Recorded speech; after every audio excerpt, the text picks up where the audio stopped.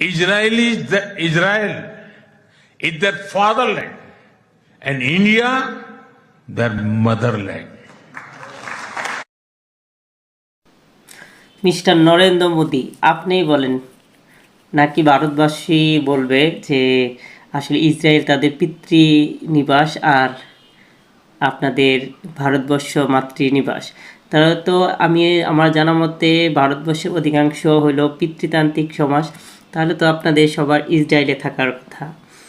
আসলে এমন একটা সরকার যদি নিজের দেশকে এতটা ছোট করে, মা হলো মায়ের মতো, এখানে আপনি যদি অন্য একটা বিদেশি কালচার সংস্কৃতিকে যদি তুলে ধরে তাহলে কেমন হয় বলেন?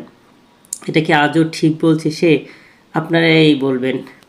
আমি কাউকে ছোট করতেছি না, কোনো দেশকে ছোট করতেছি না, কারণ এটা আসলে বলা তার ঠিক হয় নাই। কারণ ভারতবর্ষ এক ব্রিটিশ আমল থেকে প্রচুর পরিমাণের স্ট্রাগল করে তারা আজকে এই স্বাধীন রাষ্ট্র পাইছে, আর এটা তারা বানায় দিল ইসরায়েলের।